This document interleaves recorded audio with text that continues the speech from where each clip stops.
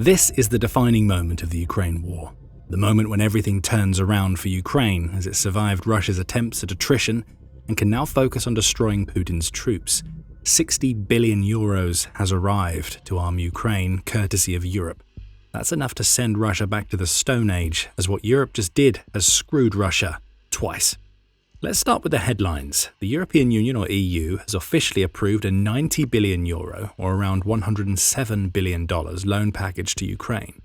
The vote on the loan passed on February 11th and is set to screw Russia in two different ways.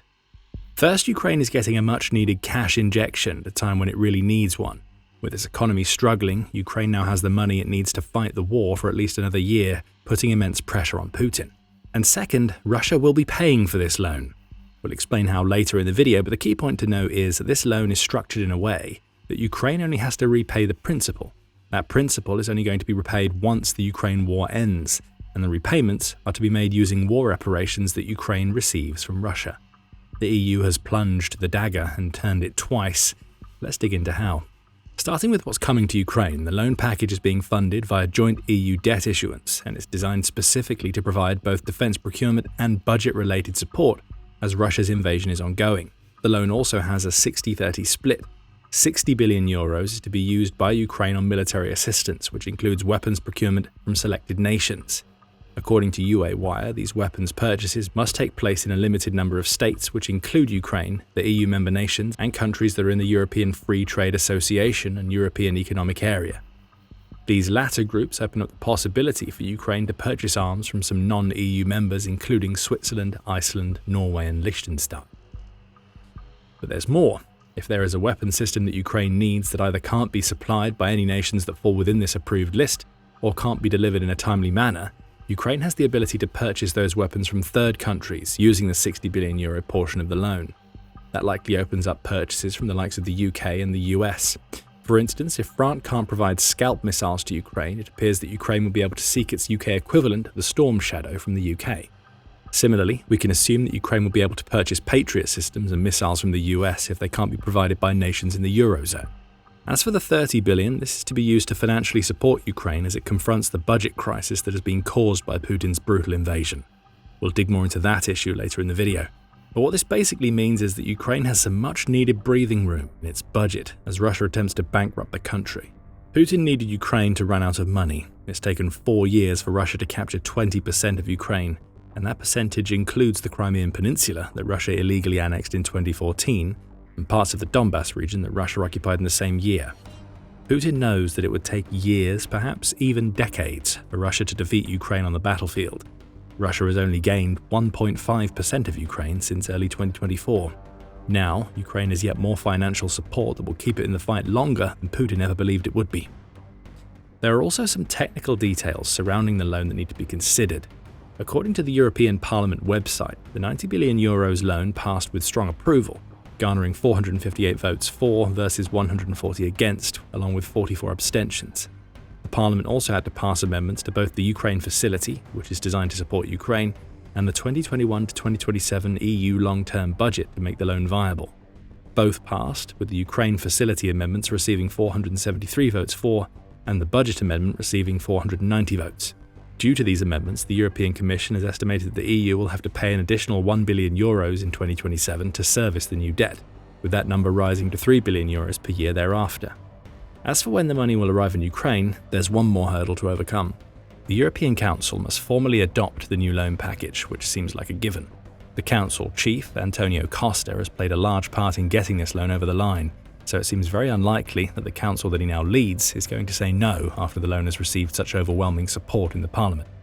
Once the formal approval is granted, it won't take long for the money to start moving into Ukraine.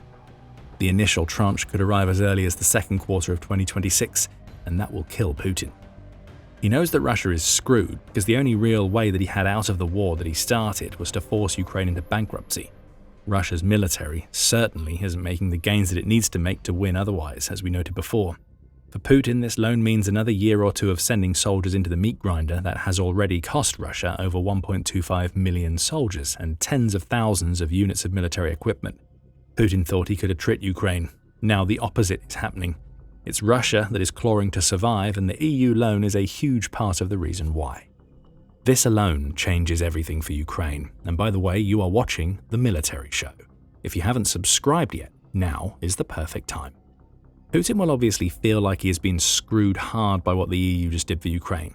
But earlier in the video we told you this was a double screw that was going to hit Russia hard.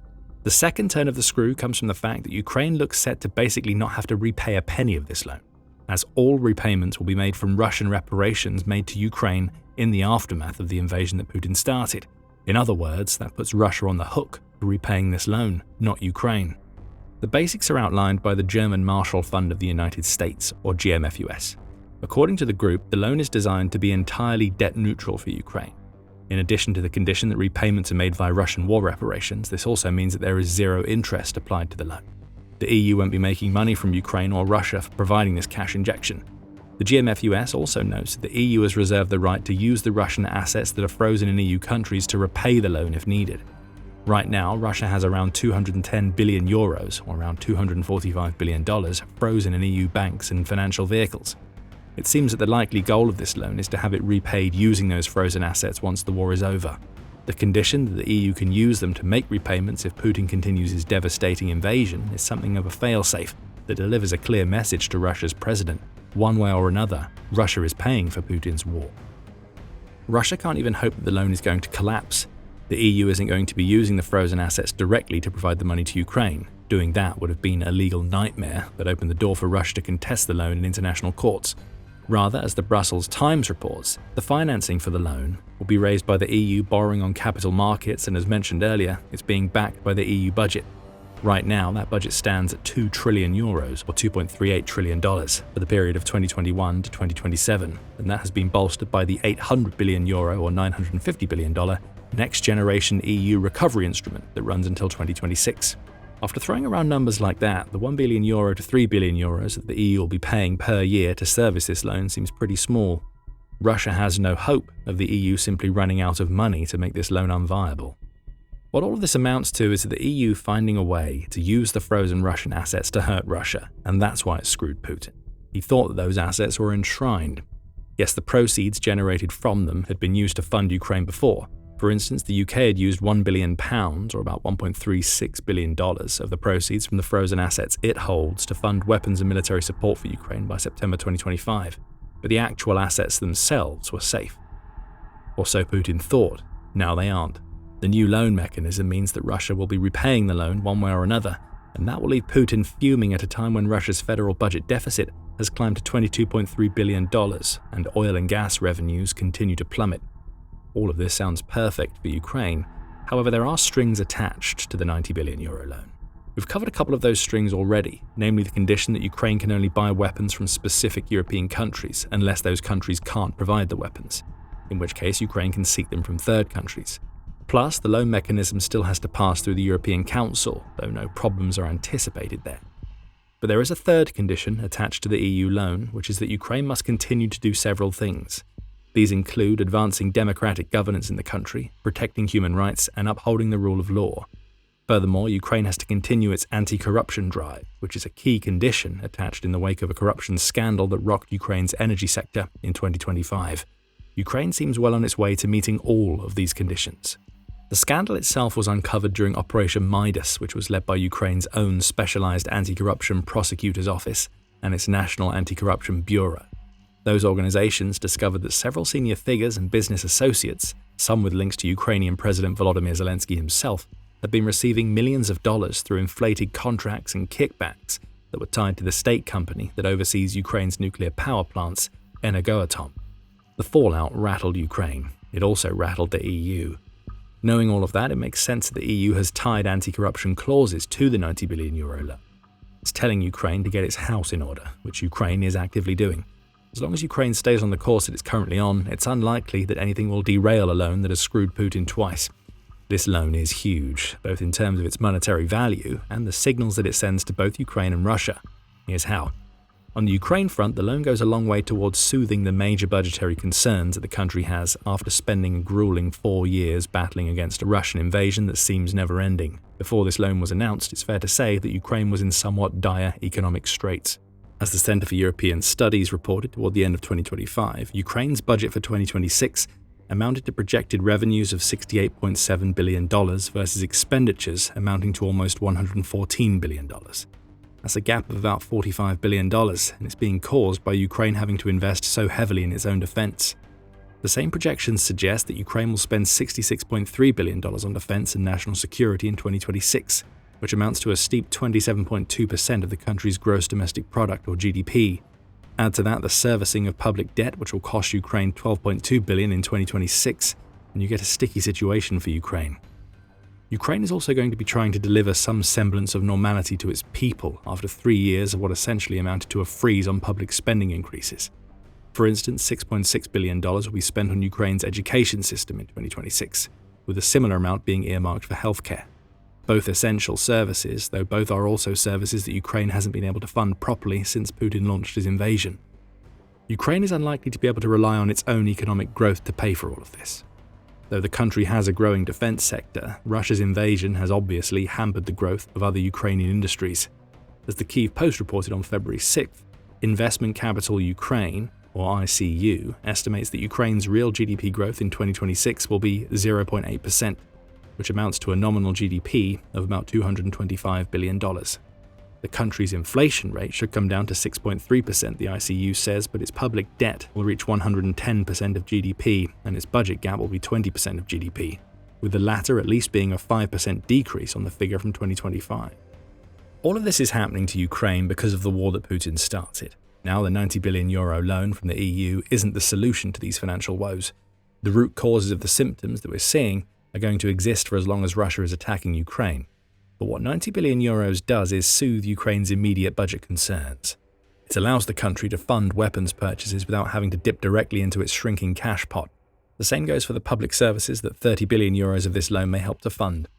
This isn't a fresh economic start for Ukraine, but it's a massive boost for a country that was on a financial precipice as it headed into 2026. Or as RTE says, what Ukraine is about to receive from the EU is a financial lifeline.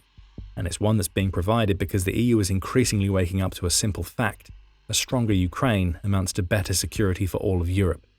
Centrist member of the European Parliament Nathalie Loiseau made that very clear when she discussed the decision to approve the new loan for Ukraine. Support for Ukraine rests on a small number of countries, and most of it comes from Europe, she said, adding, "It is our honor, and it's in our interest because our security is at stake." As for Russia, this loan translates into two new issues. On the battlefield, Ukraine will become stronger. €60 billion earmarked for defense can be spent in Ukraine itself, which almost inevitably means that a lot more money is going to be pumped into the manufacturing of drones. As Defense News reports, Ukraine is already planning to hand its combat units about $60 million per month for new drones, which amounts to $720 million per year. The EU loan may help with that. It may also help to further grow Ukraine's drone manufacturing sector, which Euromaidan Press reports is aiming to produce 7 million drones in 2026. That sort of manufacturing requires investment, and Ukraine can provide the money now that it's officially getting the EU loan.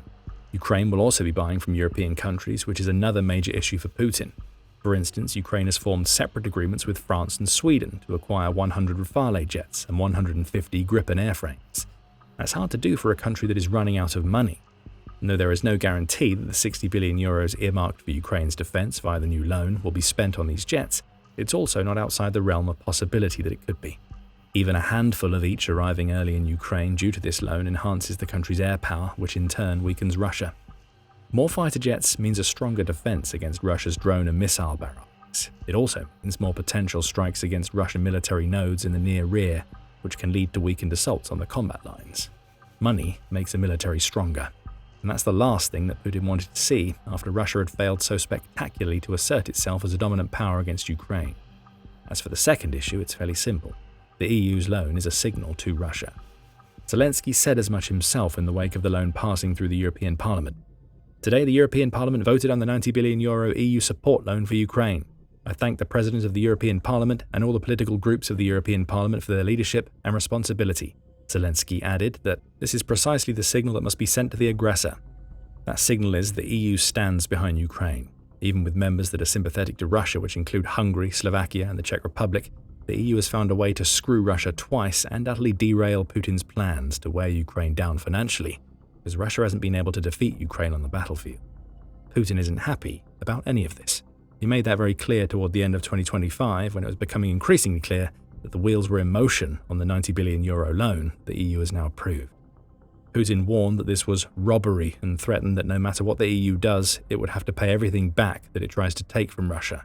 Putin also claimed that the West was making Russia the enemy, the BBC reported in December, which seems like a strange claim.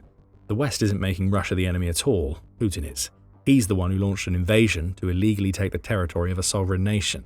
Putin is the reason why the collective West has turned against Russia. The €90 billion loan is just an extension of the support the EU has provided to Ukraine for 4 years, both to preserve Ukraine and to secure itself against a future in which many in the bloc see Putin turning his attention to its members if he's successful in Ukraine. Putin brought all of this on himself. It's his actions that have culminated in what looks like will become one of the defining moments of the Ukraine war. The only concern some may have is that the EU providing this loan might mean that its members limit their support in other areas. That isn't the case at all. France is an EU member, and even the US can't believe what France did for Ukraine earlier in 2026. The noose is being tightened on the shadow fleet, and it's no longer just money heading into Ukraine that Putin has to worry about. Find out more in our video, and if you enjoyed this video, make sure that you're subscribed to the Military Show so you don't miss any of our coverage of the Ukraine war. And thank you as always for watching.